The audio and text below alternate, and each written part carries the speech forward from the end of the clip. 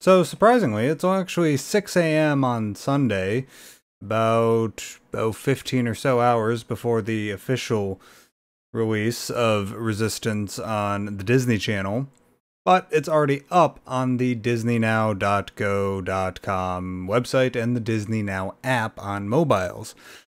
And I just watched it. Pretty good.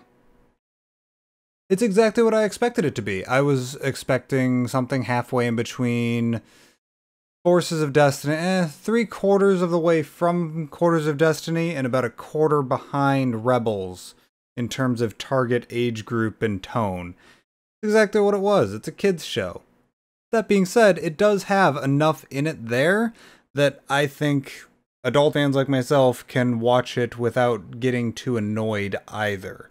So far, I'm seeing the basis for strong character development in the same way that you saw the basis for character development in Spark of Rebellion, the pilot episode for Rebels, where you saw bits and tiny little hints towards possible story arcs for Sabine and Kanan and Hera and Ezra and the crew of the Ghost.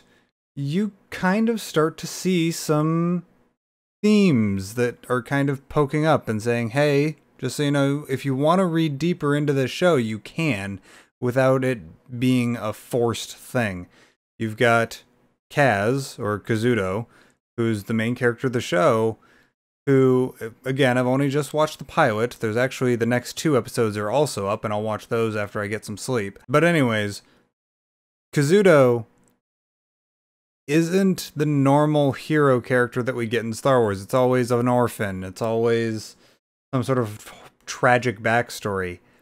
However, in this show, our hero, Kazuto, is actually kind of a kid of privilege. His father is a senator, and his father has bailed him out of every single tight spot that he's gotten himself into, and he is having to step away from that, and he wants to get away from the cage that his dad has built around him. It's a very secure cage in that it protects him, but it also keeps him from doing what he wants to do, which is protect the New Republic. You've got Yeager, who's clearly going to be the mentor-y character for this show, who clearly doesn't want anything to do with it. We kind of already knew this before the show came out, but the first episode at least definitely reinforced the idea that Yeager isn't interested in being a hero again. He's done his fighting. He's done. He just wants to live out his life and keep his head down.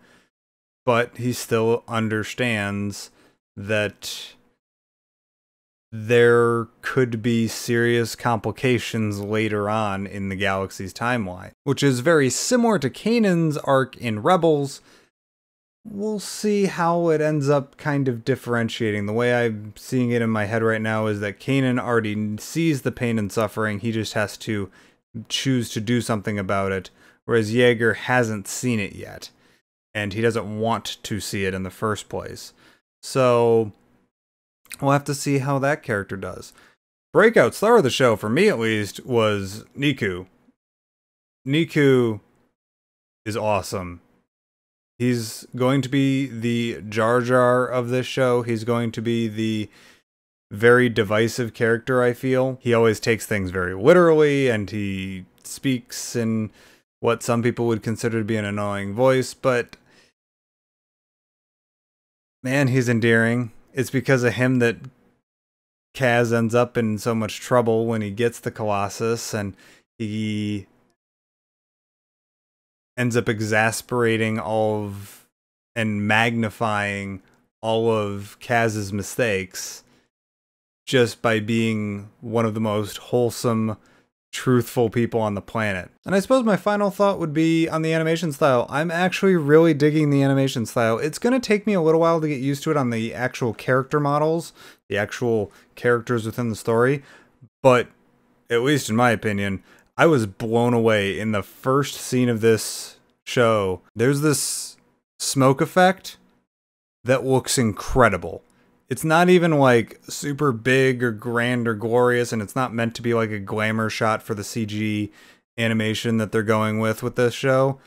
But that smoke effect looked incredibly good. I was like, wow, that actually like it's a new way of seeing the same sort of thing. And that carries through once we end up on the Colossus and we see the racing, and you get that sense of speed that older shows like Speed Racer or Initial D or other anime stylized shows can give us. So overall, ending thoughts? I'm going to sit down with my cereal bowl. Yes, this is still sitting here because I was eating cereal while watching it. Like a kid on Saturday mornings watching a cartoon. That's exactly what the show is. And you know what? I kind of need that a little bit from Star Wars right now. I need to not think about the crazy, insane, behind-the-scenes stuff. I need to not think about the grand mythology and is Ben Zol going to be redeemed? What is going to happen to Rey? What is her destiny? What of Luke Skywalker? I just want to sit back and watch cool Star Wars stuff happen for, 20 minutes or a half an hour once a week. And I'm okay with that. Anyways, let me know what you guys thought about it down in the comments down below.